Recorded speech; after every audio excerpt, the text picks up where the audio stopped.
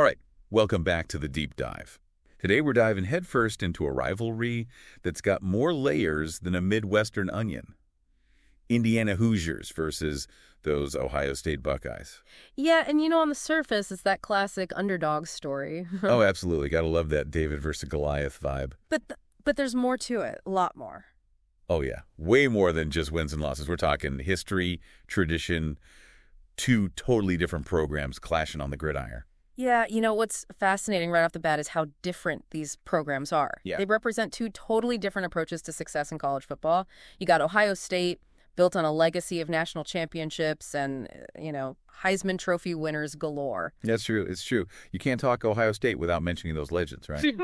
Archie Griffin, the only two-time Heisman winner in history. Yeah, for sure. Eddie George went on to just crush it in the NFL. Right, but it's not just about those individual stars, though. No. It's a system built on recruiting the top high school talent year after year, coaching staff that knows how to develop that talent, and that culture where winning is just expected. So it's like this self-perpetuating machine. Precisely. Okay, so Ohio State, it's like this well-oiled machine. They're just designed to win. Right. But then you got Indiana. Yeah. And they've had their moments. Right. Absolutely. Absolutely. But how is their approach different? Their approach is less about just overwhelming talent and more about maximizing the potential of what they got. Okay, I'm intrigued. Tell me more, because I know Coach Tom Allen's been building something special there. Right. Especially with that whole LEO philosophy, love each other. But how's that actually translating to wins on the field? That's the key question, right? LEO, it's not just a catchy slogan. It's about creating a culture of unity, resilience, and accountability. Coach Allen believes that when players genuinely care about each other and buy into that shared vision, they can achieve things they wouldn't be capable of individually. So it's like the whole is greater than the sum of its parts. You got it. They're trying to build a team that's just mentally tougher, more cohesive, even if they don't have that same level of raw talent as, like, say, an Ohio State. And it's a strategy that's had a real impact. Remember, this is a program that historically has struggled to even reach a bowl game, right, let alone compete for Big Ten titles. But under Coach Allen, they're starting to shift that narrative. It's fascinating. I love it. These two programs, they represent such different philosophies. Yeah. It's like two scientific experiments running side by side. Right. Can you build a dynasty purely on talent Yeah. and system? Or does genuine team unity and that never-give-up attitude actually level the playing field? Yeah, and that's what makes this rivalry so compelling. Oh, for sure. It's that clash of styles. Head-to-head. Yeah, a test of which approach can ultimately prevail in the, crucible of college football. All right, so we got the big, powerful program in Ohio State, the scrappy underdog in Indiana, each with their own distinct identity, their own way of doing things. But I'm guessing when these two teams step on the field, those philosophical differences got to translate into some pretty interesting matchups, right? Oh, absolutely. Let's start with the offensive side of the ball. Ohio State, they're known for their explosive, high-scoring offense. Wait. They've consistently had some of the best quarterbacks and wide receivers in the country. Oh, yeah. Think about guys like C.J. Stroud, Marvin Harrison Jr. They're almost impossible to contain. So if you're Indiana, how do you even begin to slow down an offensive juggernaut like that? It's a daunting task, for sure. I bet. Indiana's defensive strategy has often been a mix of trying to disrupt Ohio State's rhythm with aggressive blitzes and disguising their coverages to confuse the quarterback. So you try to create chaos, Yeah. make it hard for them to get comfortable, execute their game plan. Right. Almost like, is it like Indiana's trying to play chess while Ohio State just wants to play checkers? That's a great analogy. Yeah. It really highlights that strategic battle that unfolds in every game between these two teams. Indiana knows they can't just line up and try to match Ohio State's athleticism. Great. So they got to be more creative, more unpredictable. I love to see. This is where it gets really interesting for me. We've talked about the contrast in programs, Yeah. the different philosophies, but I want to hear about those moments where it all comes to life on the field.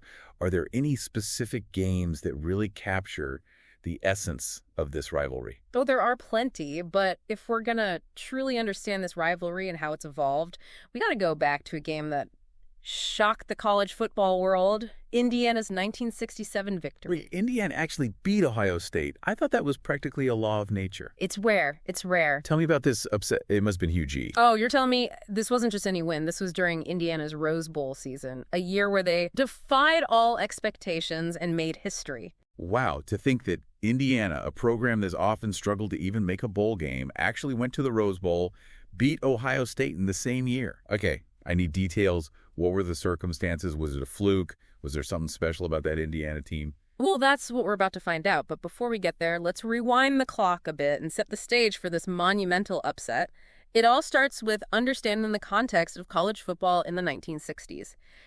In the 1960s, college football was a different beast. Oh, bet. The Big Ten was arguably the most powerful conference in the country.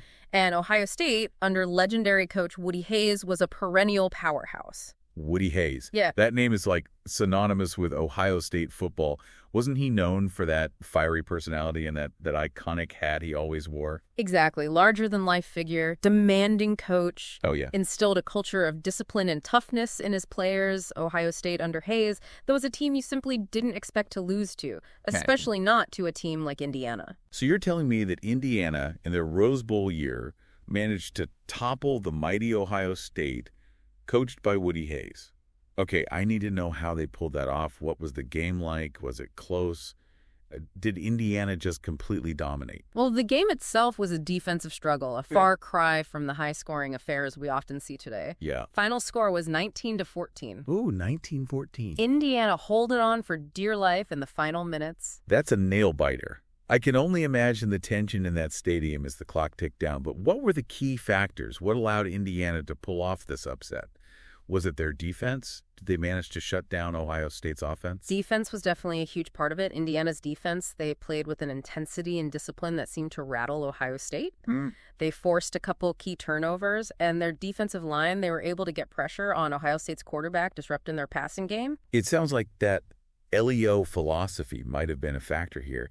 Did that underdog mentality, that sense of unity, that resilience, you think that gave them an edge against a team like Ohio State, a team that was probably used to just steamrolling over their opponents? That's a fascinating question. It's impossible to know for sure what was going on in the minds of those players back in '67, but it's certainly plausible that Indiana's team chemistry and their belief in themselves played a role in that upset victory. So you mentioned this game was part of Indiana's Rose Bowl season. That must have been an incredible year for the Hoosiers. What else can you tell us about that season? What made it so special? Well, the Rose Bowl was a huge deal back then. It was considered the pinnacle of college football success. And for a program like Indiana, Right. it was a once-in-a-lifetime achievement. They finished the regular season with a 9-1 record. Wow. Their only loss coming against Purdue in the final game.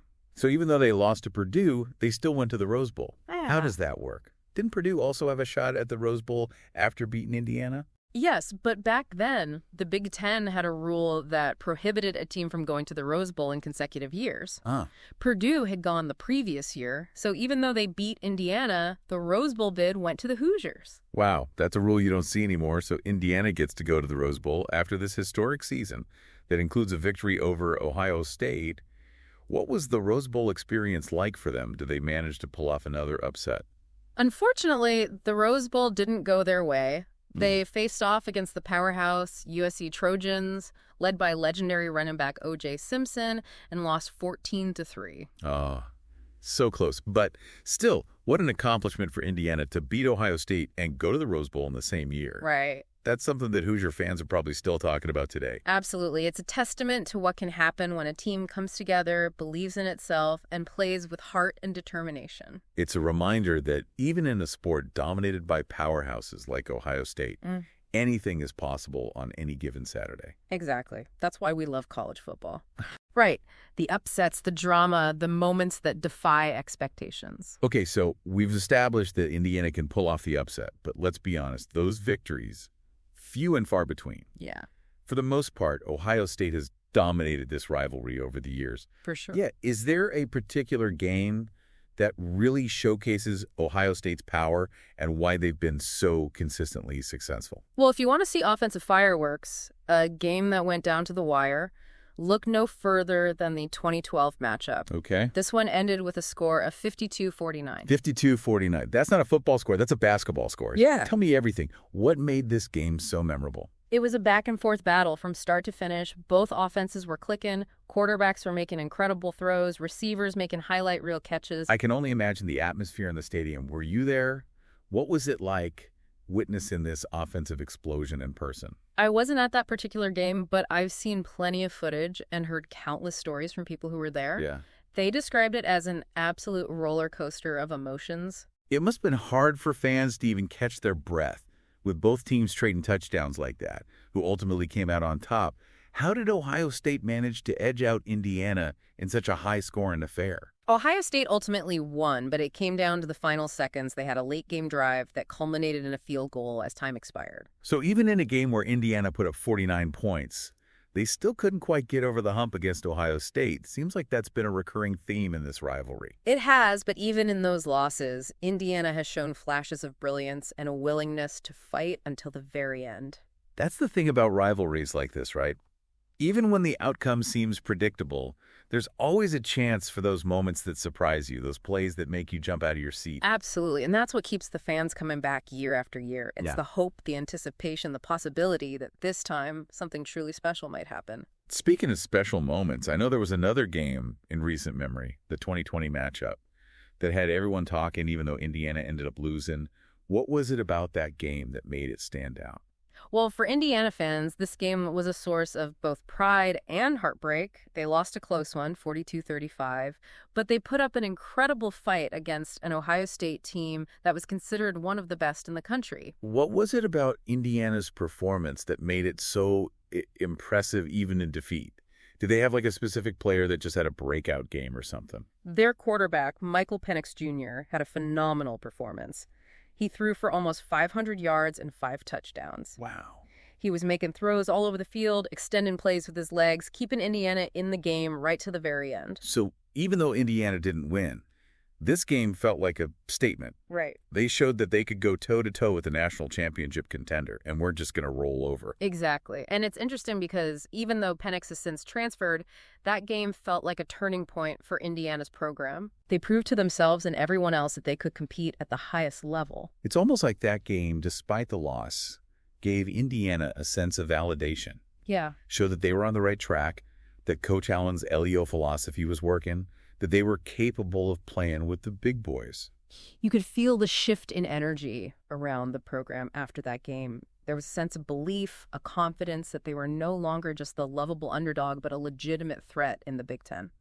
Okay, so we've journeyed through Indiana's historic upset in '67, relived that offensive explosion of 2012, witnessed Indiana's valiant effort in 2020. Each of these games tells a different story about this rivalry, about those contrasts in styles, those moments of brilliance, the enduring hope that just keeps fans on the edge of their seats. And what's fascinating is that this rivalry is more than just a series of games played on a field. It's a reflection of the cultural landscape of the Midwest, the history and identity of these two states, and those passionate fan bases that fuel the fire of this competition. Now you got me thinking about the bigger picture. What is it about rivalries like this that capture our imaginations? Why do we invest so much emotion in the outcome of a game, especially when it involves our alma mater or the team we grew up rooting for? Those are great questions, and I think they get to the heart of what makes sports so compelling. But before we dive into that, let's take a step back and consider the cultural context of this rivalry, because it's more than just a game. It's a reflection of the region itself. Yeah. It really is. When you think about it, this rivalry, it goes way beyond the football field. We're talking about two states that are geographically and culturally intertwined. Yeah, for sure. There's this shared history, a sense of Midwestern pride. Yeah, it is. It's like a sibling rivalry, isn't it? But you compete, you argue, you maybe even tease each other a little bit, but deep down there's this bond. Yeah. Connection that can't be broken. Right. So you're saying that this Indiana-Ohio State rivalry is like a microcosm of that larger dynamic between these two states. I think so. It's a way for fans to express that regional pride, to channel that competitive spirit into something fun and meaningful. Exactly. Think about all the traditions that have built up around this rivalry, the tailgates, the pregame festivities, the generations of families who've made this game a part of their annual rituals. Yeah. It's more than just watching a football game. It's about connecting with your community, sharing an experience that transcends the sport itself. It's almost like a cultural touchstone, right? Yeah. It's something that brings people together, gives them that sense of belonging. And in a world that can feel increasingly divided, those shared experiences are more important than ever. Couldn't agree more. Now, let's shift gears a bit and look ahead to the future of this rivalry. College football is in a constant state of evolution. Right. With conference realignment and the expanded playoff format, shaking things up. How do you see these changes impacting the Indiana-Ohio State dynamic? Well, I think for Ohio State, the goal remains the same. National championships. Right. They're always going to be in the hunt for that playoff spot, for sure. But with the playoff expanded, the margin for error gets a little smaller. Yeah. They can't afford to slip up, especially against a conference opponent. That's where Indiana comes in. Right. They're no longer content with just being a spoiler. They want to establish themselves as a consistent force in the Big Ten, a team that can challenge for conference titles. And what better way to prove their legitimacy than by knocking off the perennial powerhouse in their own division? So the stakes are getting higher for both teams. Yeah. For Ohio State, maintaining that dominance, proving they're still the kings of the Big Ten. And for Indiana, taking that next step, showing the college football world that they're a program on the rise. Absolutely. And this brings us back to that question that's been lingering in the background throughout our deep dive. Will Indiana ever break through and defeat Ohio State again? It feels like we've explored so many aspects of this rivalry, the historical context, the contrast in styles, those unforgettable moments. But that one question just hangs in the air. Yeah. It's like it's the ultimate test for Indiana. Right. The final boss they need to defeat to truly prove their arrival. It's the dream, isn't it? Mm. For Indiana fans, it's about more than just winning a game. It's about conquering that psychological hurdle, Right. exercising those decades of frustration, finally stepping out of the shadow of their biggest rival. Man, it would be a seismic shift in the college football landscape if Indiana could beat Ohio State. Oh, yeah. It would send shockwaves through the Big Ten and beyond. It would be a statement that the hierarchy is changing, that the underdogs are ready to challenge the established order. And who knows, maybe that victory is just around the corner. We've seen how Indiana has steadily improved under Coach Allen. Yeah. They're playing with more confidence, more swagger. They got a system in place that's built for sustained success. Maybe all they need is that one breakthrough moment, that one signature win to truly ignite their program. And what better opponent to target than the team that has dominated them for so long? It's a compelling narrative, isn't it? The underdog rising up to slay the giant. It's a story that's captivated sports fans for centuries, and it's one that could very well play out in the future of this rivalry. I think you've hit on something really important here. It's not just about the wins and losses. It's about the stories we tell ourselves, the narratives that give meaning to these games. And in this case, with the Indiana-Ohio State rivalry, there's this sense that the story isn't finished yet. It's not over. There's still a chapter waiting to be written. Who knows what that chapter will hold? Maybe it's a story of continued dominance for Ohio State. Maybe it's a tale of redemption for Indiana, a moment where they finally rewrite the script and claim their place among the elite. I guess we'll just have to wait and see how it all unfolds. But one thing is for sure, this Indiana-Ohio State rivalry, it's alive and well. It's alive. It's a matchup that's filled with history, passion, a healthy dose of that Midwestern grit. And that's why no matter what the records say, no matter how many times one team's dominated the other, this game will always matter. It's going to capture our imaginations and remind us why we love college football. Well said. I think we've covered a lot of ground today. We have. We've gone deep into the history, the strategies, the cultural significance of this rivalry. Hopefully, we've given you, the listener, a deeper appreciation for what makes this matchup so special. I always say the best deep dives leave you with more questions than answers. And as we wrap up our exploration of the Indiana-Ohio State rivalry, I'm left wondering, what will that next chapter hold?